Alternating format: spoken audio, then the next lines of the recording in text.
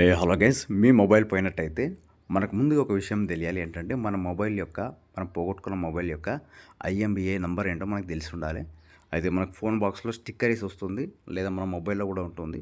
So మన phone box మనం పోగొట్టుకున్నట్టయితే మనం ఐఎంఈఐ నెంబర్ని ఎలా కనుక్కోవాలో ఈ వీడియోలో మీకు చెప్తాను. మీరు క్రోమ్ బ్రౌజర్ ఓపెన్ చేయండి. ఈ ఐఎంఈఐ నెంబర్ ఉంటేనే మీరు పోలీస్ స్టేషన్లో కూడా కంప్లైంట్ ఇవ్వగలుగుతారు. ఇక్కడ మీరు ఫైండ్ మై డివైస్ అని సెర్చ్ చేయండి.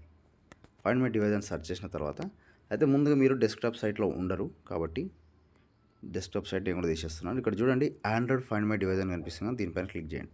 క్లిక్ చేసిన తర్వాత ఇప్పుడు మీరు డెస్క్టాప్ సైట్ని ఎనేబుల్ చేసుకోవాలన్నమాట. ఇక్కడ 3 డాట్స్ పైన క్లిక్ చేయండి. డెస్క్టాప్ సైట్ పైన క్లిక్ చేయండి. సో ఇప్పుడు డెస్క్టాప్ సైట్ అనేది అయ్యిందనమాట. ఇక్కడ చూడండి, ఇప్పుడు నేను వాడుతున్న మొబైల్ వచ్చేసి ఇదనమాట. నేను పోగొట్టుకున్న మొబైల్ వచ్చేసి ఇది.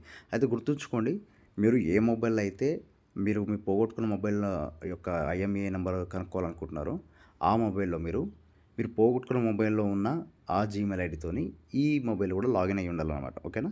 అప్పుడు మీరు ఆ జీమెయిల్ ఐడితోని ఎన్ని మొబైల్స్లో లాగిన్ అయ్యారనేది చూపిస్తుంది. ఇక్కడ చూడండి, ఇది నేను పోగొట్టుకున్న మొబైల్ అనమాట.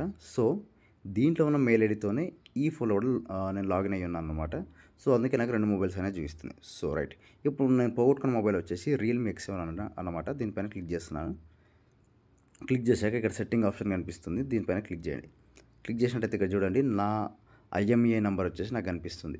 సో దీన్ని నేను కాపీ చేసుకొని, అంతేకాకుండా ఇక్కడ చూడండి, నా మొబైల్ ఎక్కడ లాస్ట్గా స్విచ్ ఆఫ్ అయింది, లేదా ఎక్కడ దాని యొక్క లొకేషన్ అనేది ఆగిపోయింది అనేది నాకు ఇక్కడ చూపిస్తుంది. సో ఈ లొకేషన్లో నా మొబైల్ వచ్చేసి స్విచ్ ఆఫ్ చేయడం జరిగింది. సో ఈ డీటెయిల్ తీసుకొని మనం పోలీస్ స్టేషన్కి వెళ్ళినట్టయితే మన మొబైల్ని వాళ్ళు ట్రేస్ చేసి మళ్ళీ మనకు అప్పగించడం జరుగుతుంది. సో గైస్, ఈ వీడియో నచ్చినట్టయితే వీడియోకి ఒక లైక్ చేసి మా ఛానల్ని సబ్స్క్రైబ్ చేసుకోండి.